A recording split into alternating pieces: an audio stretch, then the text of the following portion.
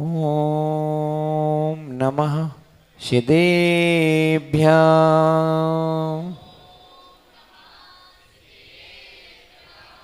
ओम नमः सिद्धेभ्याम्।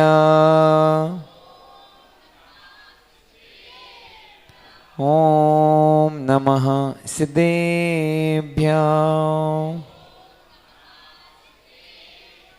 नमो अरिहन्ताणं नमो सिद्धाणं नमो आयरीयाणं नमो वज्रायाणं नमो लोये शब्बिशाहोणं नमः समय साराये स्वानुभूत्या चकाशते चित्स्वभावाय भावाय सर्वाभान्तरक्षते सर्वाभान्तरक्षते। पाया दर्शन आपका सुबह हुआ जागा अहो पुण्य गाया गीत विशुद्ध भाव मन से जीभ्या हुई धन्य पंचाचार कृपालते समय से उत्साह उत्कर्ष हो प्रयाचार विशुद्ध सागर गुरु जीवंत आदर्श हो जीवंत आदर्श हो जीवंत आदर्श हो। मूल श्री पार्श्वनाथ भगवान की 24 तीर्थंकर भगवंतों की चर्य सुर में आचरण विशुद्ध सागर जी महामुनि राज की 3 कम 9 कोटि महामुनि राजों की 10 लक्षण महापर्व की उत्तम आकिंचन धर्म की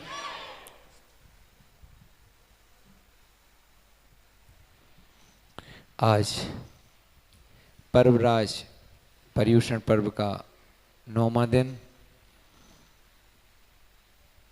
उत्तम आकिंचन धर्म का दिन भगवान महावीर स्वामी के शासन में हम सभी विराजते हैं। तीर्थंकर जिनेन्द्र की पीयूष देशना जिनेन्द्र वाणी जगत कल्याणी यह सर्वज्ञ शासन। क्या कहते हैं आचार्य श्री कि आकिंचन धर्म कह रहा है कि एक योगी जब निर्विकल्प जीवन की ओर जाता है वहीं से आकिंचन धर्म प्रारंभ होता है। कौन? वो महाराज कहाँ जा रहे हैं? निर्विकल्प जीवन की, कोई भी विकल्प उनके जीवन में नहीं रहा, तब जाके वहाँ आकिंचन धर्म की ओर जा रहे, वहाँ से आकिंचन धर्म प्रारंभ होता है। कहाँ से होता है? इस श्रावक धर्म से नहीं होता। कहाँ से? जहाँ से योगी का किंचित मात्र भी परिग्रह नहीं रहता, वहाँ से योगी जब निर्विकल्प जीवन जीना चालू करता है, जब योगी मुनि बनते हैं, मुनिराज बनते हैं, तो वहाँ से उनका निर्विकल्पता प्रारंभ, तब जाके वहाँ से प्रारंभ होता है आकिंचन धर्म। अभी भी उनका परिग्रह नहीं छूटा। क्या नहीं छूटा? परिग्रह किनका? मुनिराज का। कैसे नहीं छूटा? ये वो शरीर को भी परिग्रह मानते हैं। जो मुनिराज होते हैं वो इस शरीर को भी परिग्रह मानते हैं, तो बाहरी चीज़ों को तो क्या नहीं मानेंगे। वो तो परिग्रह है ही। जब ये शरीर भी परिग्रह को मानते हैं तब वहाँ जाके आकिंचन धर्म चालू हुआ नहीं, आकिंचन धर्म चालू हुआ वहाँ से। क्या? सब कुछ होने के बाद भी, सब कुछ होने के बाद भी कुछ नहीं है, उसका नाम आकिंचन धर्म है। सब कुछ है फिर भी कुछ नहीं है, उसका नाम आकिंचन धर्म है। भैया जगत में रहना है तो वैभव, जगत में रह, सुनना मेरी बात को, जगत में रहना है तो वैभव को जोड़ो, जगत में रहना है तो वैभव को जोड़ो, और जगत से शून्य होना है, जगत से तिरना है तो वैभव को छोड़ो। दोनों बातें हैं। जगत में रहना है तो वैभव को जोड़ो, और जगत को बाहर निकलना है, जगत से तिरना है तो वैभव को छोड़ दो। तभी आप इस भव से, इस पर्याय से आप बाहर निकल पाओगे। क्या हुआ भैया, विश्व में अनेक साधु देखे हैं, कैसे महापुरुष देखे हैं, पर जो मर्यादा पुरुषोत्तम श्री राम ने करा, वह शब्द जो राम के साथ जुड़ा हुआ है। पद्म पुराण जी में कहते हैं कि जब कैकेयी ने भरत के लिए क्या मांगा था, माताओं बता सकते हो क्या क्या मांगा था? और क्या मांगा था? राज्य मांगा था, और क्या मांगा? बिल्कुल नहीं मांगा था। देखिए, मात्र उनने क्या मांगा था? पद्म पुराण के अनुसार, जैन रामायण के अनुसार क्या मांगा था? मात्र कैकेयी ने उस भरत के लिए मात्र क्या मांगा था राजा दशरथ से, कि हमें मात्र राज्य चाहिए, भरत को राज्य मिले। उनने ये कभी नहीं कहा था कि 14 वर्ष के लिए राम को वनवास भेज दो। ये आपकी यथाकथित टीवी सीरियल की देखी हुई रामायण की भाषा है। क्या है भाषा? कि राम को 14 वर्ष का वनवास उनने मांगा था। बिल्कुल नहीं मांगा था। राम क्या सोच रहे थे?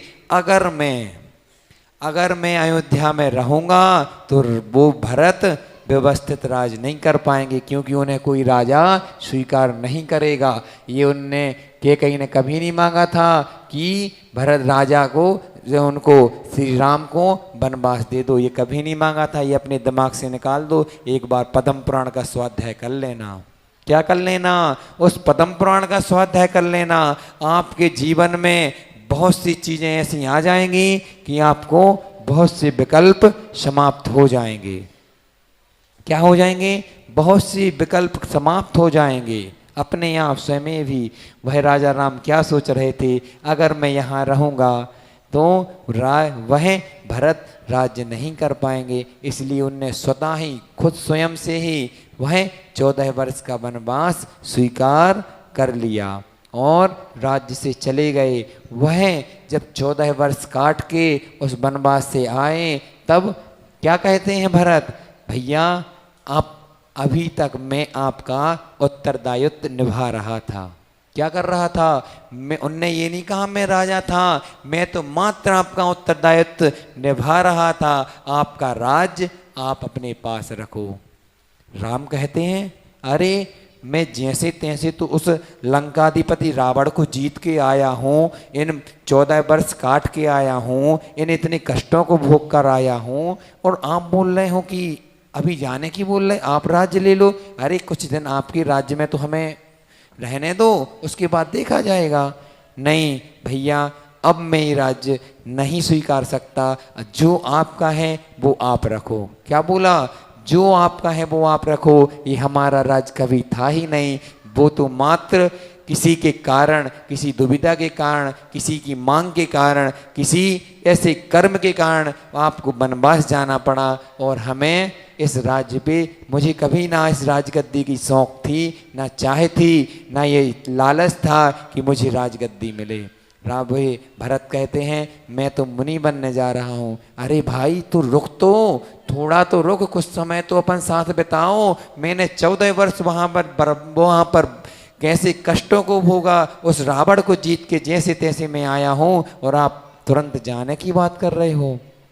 क्या वह कह रहे थे कि अभी तक मैंने दूसरे के कर्तव्य का पालन किया है, लेकिन अब मैं स्वयं के कर्तव्यों का पालन करना चाहता हूँ। सारी माताएं रो रही हैं, सारी प्रजाजन खड़े हो गए, और भरत कहाँ? उस जंगल की ओर चले गए। और जंगल की ओर जाते ही एक पेड़ के नीचे बैठकर केस लॉन्च कर दिए और मुनिराज बन गए।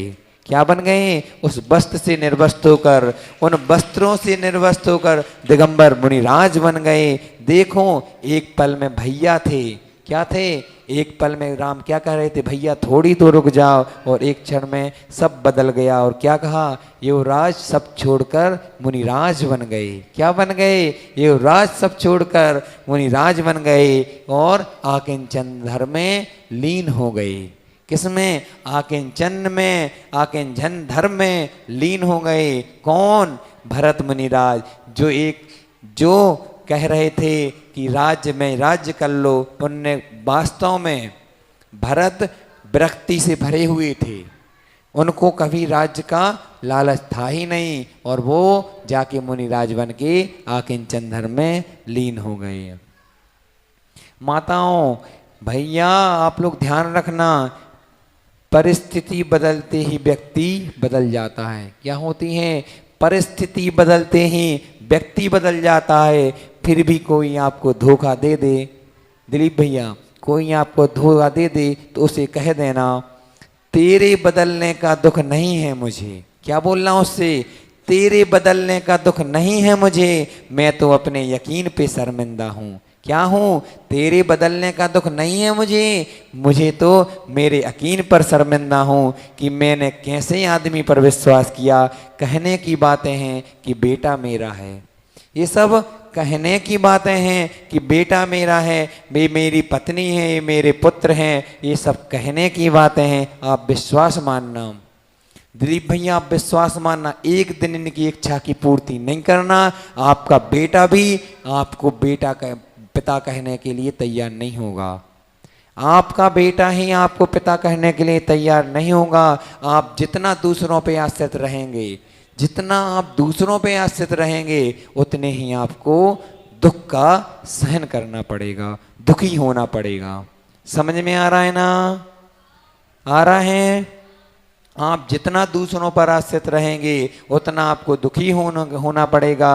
लेकिन एक बार, जब आपको एक बार धोखा मिल जाए तो आप खुद से क्या कहना, उनसे क्या कहना, क्या कहते हैं मुनिश्री, आज जरा सी बात क्या हो गई। क्या कहते हैं, आज जरा सी बात क्या हो गई, कुछ दिल से उतर गए, कुछ दिल से उतर गए और कुछ दिल में उतर गए। आज जरा सी बात क्या हो गई, कुछ दिल से उतर गए और कुछ दिल में उतर गए। आप ध्यान रखना कि कोई छोटी छोटी बातों पर अपन कोई ऐसी बात बोल जाता है कि कोई कभी कभी दिल में भी उतर जाता है, और आप भले सिर पे यहाँ पे बिठाए रखे हो, और अगर वो ऐसी बात बोल देगा तो आप तुरंत नीचे उतार, दिल से भी उतार दे, होता है ना आप लोगों के साथ। इसलिए ध्यान रखना, विश्वास मानना, कोई अपना नहीं है, ये स्वार्थ का जीवन है, स्वार्थ के सब पर हैं, ये सब स्वार्थ के पर हैं। जब तक आप इनकी पूर्ति करते रहोगे, जब तक इन माताओं की मांग, ये मांग भरते रहोगे और ये मांग भी भरते रहोगे, मांग पूरी करते रहोगे, तब तक ये आपके साथ हैं। जिस दिन आप इनकी मांग पूरी नहीं कर पाओगे, ये भी ऐसे व्यवहार करेंगी ना, ऐसे व्यवहार करेंगे आपके साथ कि आप विश्वास मानो कि आप सहन नहीं कर पाओगे। माताओं ये गलत नहीं बोल रहा हूँ, विश्वास मानो, सही बोल रहा हूँ कि नहीं बोल रहा हूँ, सही बोल रहे ना, सही बोल रहे ना। कोरोना काल याद है ना, बर्तन तक मंजवा लिए आप लोगों ने, क्यों, तुम भी बैठे हम भी बैठे, तो तुम कह नहीं कर सकत, तुम कह नहीं कर सकत, पानी उठाने तुम भी बैठे ये हो, जब से तुम भी उठा के पी सकते हो। आज खाना तो तुम बनाओ, कई पति कई बेटा तो खाना बनाना तक सीख गए, जो कभी उनने नमक भी चाय भी नहीं बनाई थी, नमक भी सब्जी में नहीं डाला था, वो खाना बनाना तक सीख गए। किन्हीं ने भैंसों में धर्म देखा, किसी ने भैंसों में धर्म देखा, किसी ने ईंट चूनों में, किसी ने ईंट चूनों में धर्म देखा, और किसी ने मंदिरों की दीवालों में धर्म देखा। और आचार्य भगवान कहते हैं कि जब सब दीवालें टूट जाएं, वहाँ से धर्म प्रारंभ होता है। कहाँ से, जब सब दीवालें टूट जाएं, जब कौन सी दीवालें, पंथों की, संतों की, ये सब दीवालें टूट जाएं, तब वहाँ से धर्म प्रारंभ होता है। विश्वास मानो आप लोग, धर्म वास्तव में अगर धर्मात्मा के अंदर धर्म होता है ना तो धर्मात्मा अलग ही दिखेगा आपको। साम्य छवि बिल्कुल शांत, कुछ नहीं उसके अंदर, कुछ हो भी रहा है तो शांति से मात्र वो देखेगा। क्या देखेगा? गलत नहीं देखेगा, लेकिन थोड़ी बहुत चीजें कुछ ऐसी हो रही हैं तो शांत रहेगा। जो है सो है, खुद में रहो, मस्त रहो, अच्छे रहो। क्यों भैया, गलत बोल रहे क्या हम? खुद में रहो, मस्त रहो, दूसरे की चिंता ही नहीं है, जाके घरे सो गए। दिन में भक्ति करना भगवान की, और ना किसी का लेना और ना किसी का देना, सबसे निश्चिंत हो आप। बहुत बढ़िया, आपकी जीवन बहुत बढ़िया है। क्या कहते हैं आचार? देखो, जितने भी आचार भगवान थे, चाहे कोई भी आचार हो, कितने भी आचार हो, चाहे मुनिराज हो, चाहे कोई भी हो, चाहे आपके नगर गौरव हो, चाहे ये हो, सब पाखंडी हैं। कौन है? जितने भी मुनिराज आचार हैं, चाहे वो आचार्य विश्वसागर हो, चाहे कोई भी हो, सब पाखंडी हैं। माताओं कैसे हैं? पाखंडी हैं कि नहीं हैं? हैं पाखंडी? हाउ के नहीं? लेकिन हम भूल रहे सब पाखंडी हैं। लेकिन कोई उठना नहीं, न उफ नहीं करना, अभी पूरी बात सुन के जाना। सब पाखंडी हैं जिनेंद्र भैया, हैं कि नहीं? अच्छा, जानकारी नहीं है, सही बात है। ये बात भी देखो, सही बात यही है कि जब तक जानकारी नहीं है ना कहेंगे और ना हाँ कहेंगे। बहुत बढ़िया, यही होना चाहिए। क्योंकि आप किस दृष्टि से कह रहे, पहले हमें वो भी तो देखना पड़ेगा। नहीं तो अभी कोई जाके भैया पाखंडी कह रहे तो हमारे महाराज को लगे 2-3 भैया जी में। ऐसा नहीं है। कैसा? आचार्य कुंद कुंद स्वामी कहते हैं, जिन लिंग को पाखंडी कहा है, क्योंकि साधु पाखंडी जितने भी साधु हैं, मुनिराज हैं, आचार्य हैं, ये सब पाखंडी हैं। भैया पूरी बात सुन लेना, ये मत कहना ऐसा क्यों कह रहे हो। सबसे अच्छे यही लोग हैं, सबसे अच्छी पाखंडी यही ही लोग हैं। क्योंकि पाखंडी का आज तक आप, अगर कोई दिलीप भैया आपसे पाखंडी कहे ना, आपको ऐसे लाल हो जाओगे, ऐसा लग रहा तुम में एक मार दें। कह दे तो थोड़ी तो, मैं दिन भर पूजा, दिलीप भैया इनसे, मनोज भैया से कोई कहे तो दे पाखंडी कि मैं सुबह से उठ के पूरी पूजा की तैयारी कर रहा हूं, अभिषेक कर रहा हूं, दान आदि सब तो कर रहा हूं, और तुम मुझे पाखंडी कह रहे हो। बोलने का मतलब क्या कहेंगे? तुम मुझे पाखंडी कह रहे हो, मैं सब तो कर रहा हूं, कैसा पाखंडी? तब आचार्य भगवान कहते हैं, पाखंडी का मतलब होता है जो पापों का खंडन करे। कौन? जो पापों का खंडन करे वो पाखंडी है। क्या बोलते हैं ज्ञानियों? जो पापों का खंडन करे उसका नाम पाखंडी है। जो पापों का खंडन ही ना करे वो कैसा पाखंडी? जो पापों को खंड खंड कर दे। मुनिराज हैं, हमेशा अपने पाखंडी पने में लीन रहते हैं, हमेशा 24 घंटे माँ वो मल विसर्जन भी करते हैं, मूत्र विसर्जन भी करते हैं, चर्या को भी न करते हैं, आहार को भी न करते हैं। हर एक क्रिया उनके पापों के खंडन के लिए होती है। हर एक क्रिया जिन शासन की प्रभावना के लिए होती है, हर एक क्रिया पापों के खंडन के लिए होती है। अगर माताओं आपसे कोई पाखंडी कह भी दे तो कहने, भैया तुम कितना अच्छा है, कम से कम मुझे पाखंडी तो समझ रहा है। क्या कहना? गुस्सा नहीं होना उससे, क्योंकि उसका मतलब तो समझो। जो पापों का खंडन करे, हाँ मैं पाखंडी हूँ, मैं पाखंडी हूँ। क्यों? क्योंकि मैं पापों का खंडन करना चाहता हूं, मैं खंडन कर रहा हूं, इसलिए मैं पाखंडी हूं। अब आप लोग को क्या करना? गुस्सा नहीं होना, नहीं तो कोई पाखंडी कह दे सो एक चिपका दो। क्या कर दो? चिपका दो। ऐसा नहीं करने।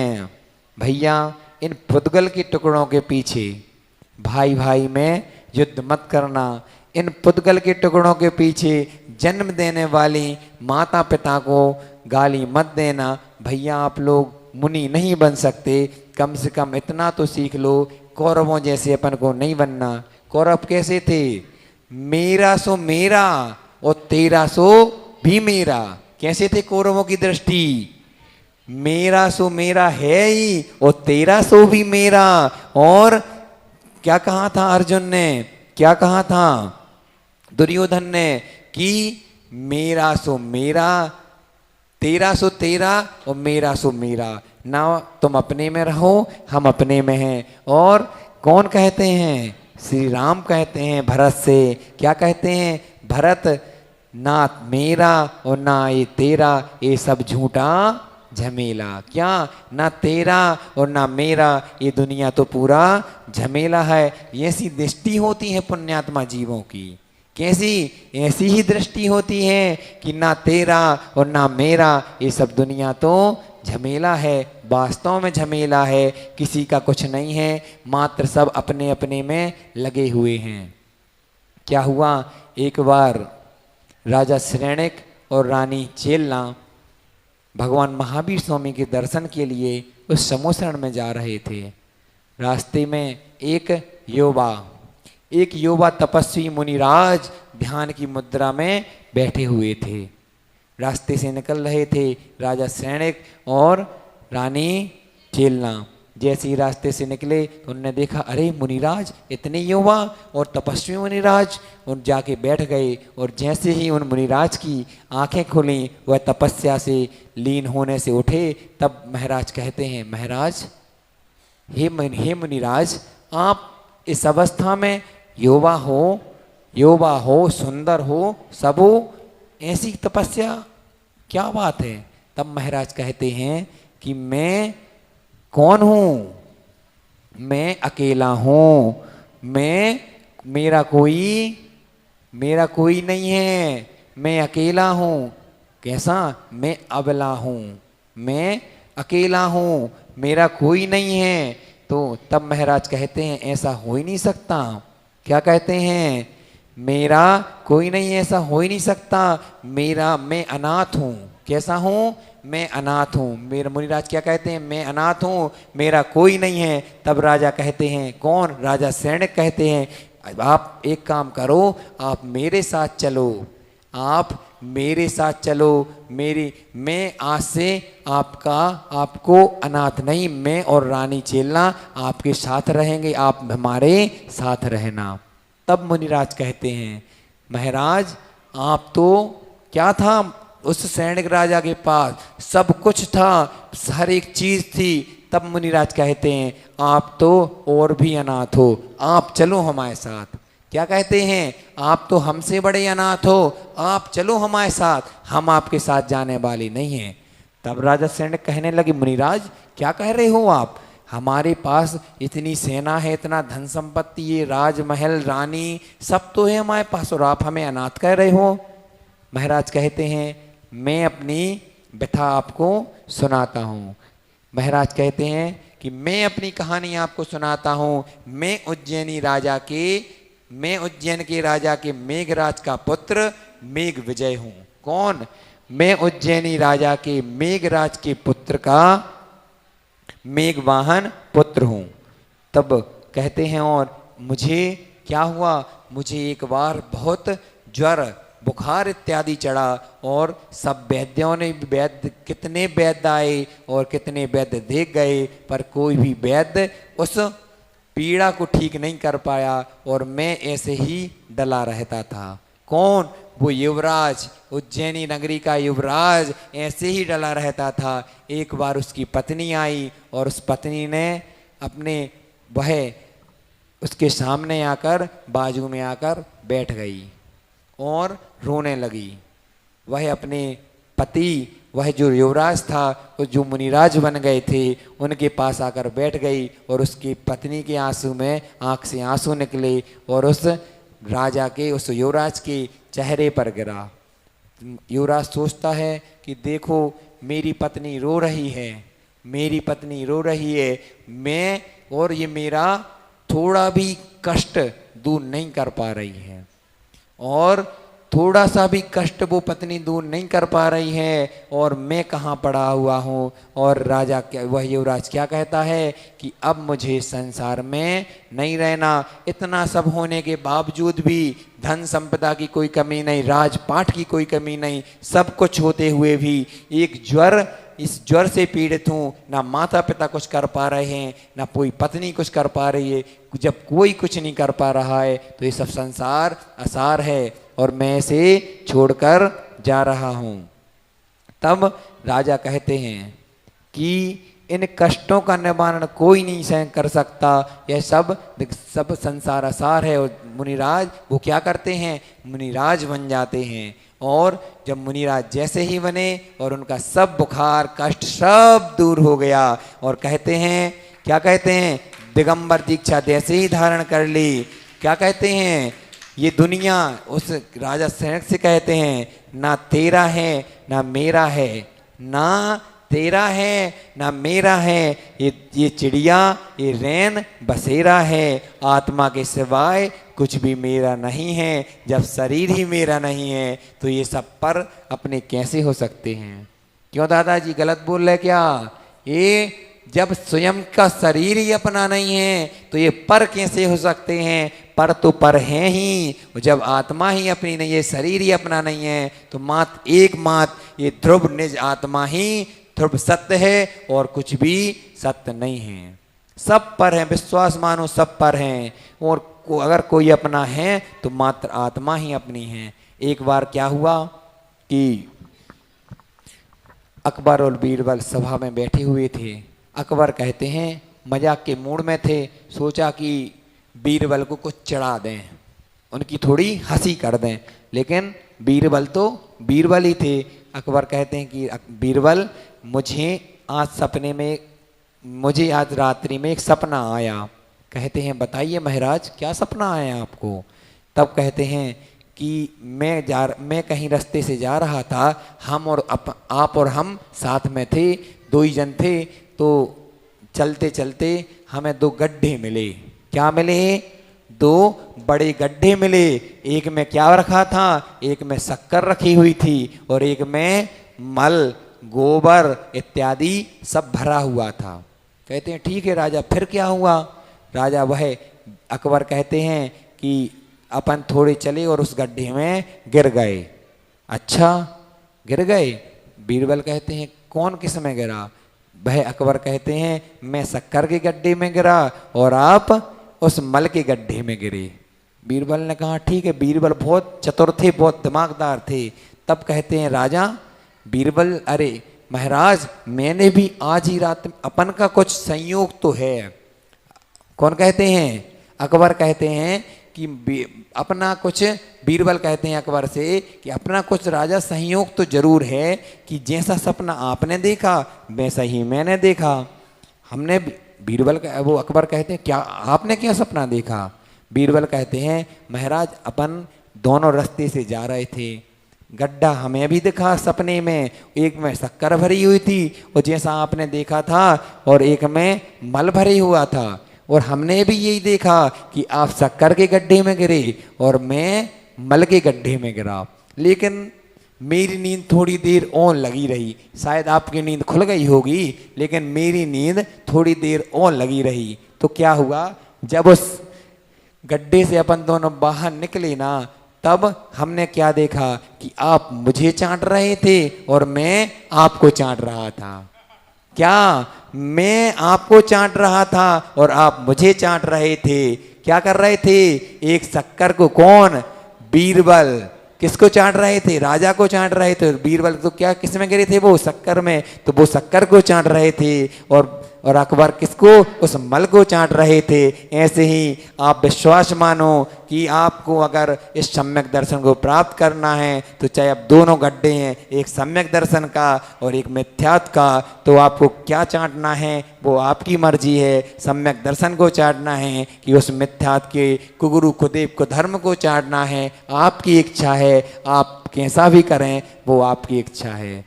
क्या चाट दोनों सकते हैं। अगर क्या बोल रहे हैं भैया कि देखो गड्ढे से निकलकर कौन मिथ्या दर्शन सम्यक को चाट रहा है और सम्यक दर्शन मिथ्यात्व को चाट रहा है। अपन को क्या करना है? उस सम्यक को धारण करना है और उस सम्यक में लगना है। एक बार की बात है, आचार्य श्री टीकमगढ़ में नगर में विराजमान थे। उनका वाचना चल रही थी, ध्यान से सुन रहा आप लोग थोड़ा सा। क्या हुआ, आचार्य श्री जैसे ही सोच को निकले, वहाँ एक आचार्य श्री के परम भक्त आचार्य श्री के पास आए और बोले, भैया आचार्य श्री हम तो आशीर्वाद दो, हम मरना चाहते हैं। आचार्य श्री ने क्या मरना चाहते हो, क्या हो गया, ऐसी कौन सी विपत्ति आ गई जो तुम मरना चाहते हो, आप तो आशीर्वाद दो हमें, मैं तो मरना चाहता हूँ। आचार्य श्री ने कहा भैया बताओ तो, हम ऐसे कैसे बोल रहे कि हाँ तुम मर जाओ। तब वह कहता है, उसने अपनी पूरी व्यथा सुनाई, गुरु चरणों में उसने अपनी पूरी बात रख दी और कहते हैं कि भगवान अब बताओ मैं क्या करूं। कहते हैं ना, कभी कभी अपन गुरुओं के पास जाते हैं, भगवान के पास जाते हैं, इंसान कभी कभी दिलीप भैया इतना परेशान हो जाता है, इतना परेशान हो जाता है, वास्तव में इतना परेशान हो जाता है कि उसको कुछ नहीं दिखता, या तो सुसाइड दिखती है या वो किसी भी तरह एन कैन प्रकार इस जीवन से छुटकारा पाना चाहता था।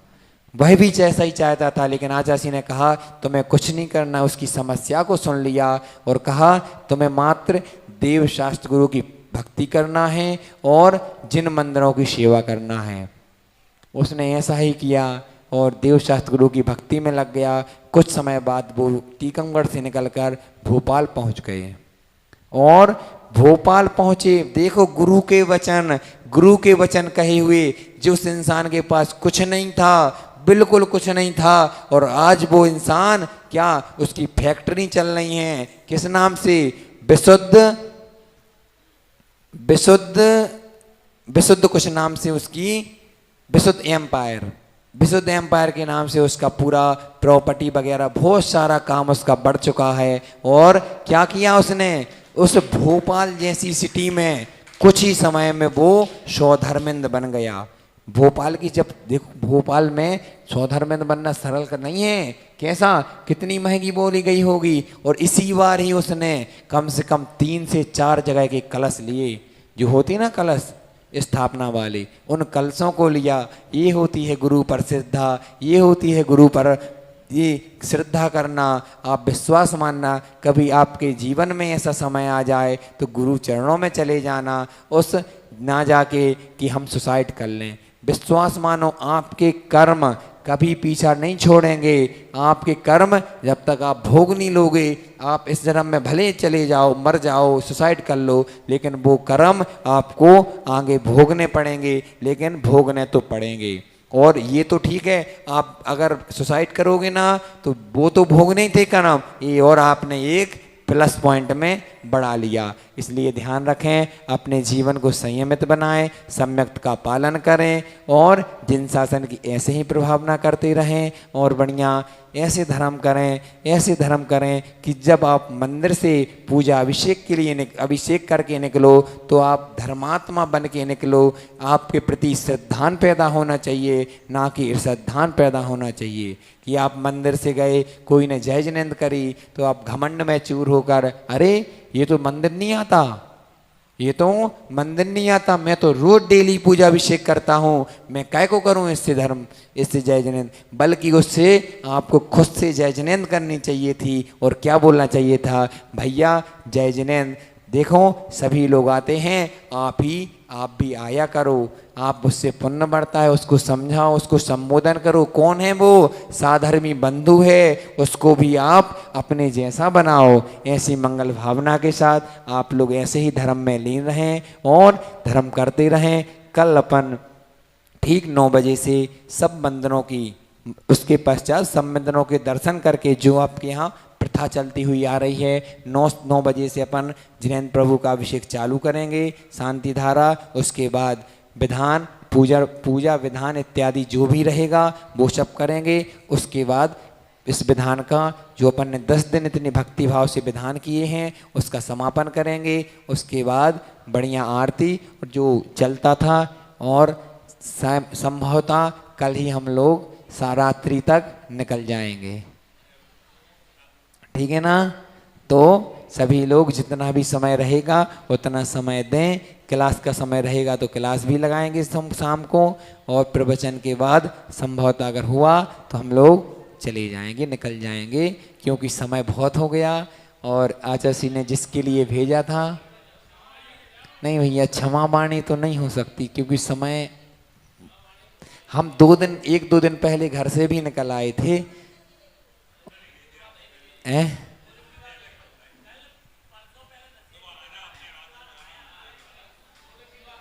नहीं देखेंगे, पर यार रही तो अवश्य आएंगे, फिर कभी आएंगे, लेकिन अभी तो। हाँ, और भैया बोले जब आचार्य श्री आएंगे तो हम लोग पक्का आएंगे इटावा, फिर से जरूर आएंगे। जैसे ही आचार्य श्री आएंगे तो हम लोग भी आएंगे, और आप लोग भी बताना कि आचार्य श्री हम लोगों ने बढ़िया भक्ति भाव के साथ 10 लक्षण का विधान किया था, और जो जो आपने सीखा है इतो तो सीखो, ये कछु नहीं सीखो तो कहाओ, जा तो कह दीजिए उनके सामने कि भैया जी, महाराज जी, भैया जी से हमने इतना तो सीख ही लिया था कि कछु होए सुहाओ। ठीक है ना। देखते हैं कल का समय जैसा रहा, उसके बाद फिर देखते हैं। ओम नमः सिद्धेभ्या आत्मा स्वभावम परभाव भिन्नम, आत्मा स्वभावम परभाव भिन्नम, आत्मा का स्वभाव परभाव से अत्यंत भिन्न है। बुरी महावीर स्वामी की जय। चर्य सोम्याचरण विशुद्ध सागर जी महामुनि राज की। जा बाणी के ज्ञान ते सूझे लोकालोक, शोबाणी मस्तक नमो सदा देते हूँ धोत। हे जिन बाणी भारती माँ तो हे जपूं दिन रैन, जो तेरो शरणा गहे सो पावे सुख चैन। देव भजूं अरिहंत को गुरु सेवा निर्ग्रत, दया धर्म पालो सदा यही मोक्ष का पर। नौ बाण मुकर मन।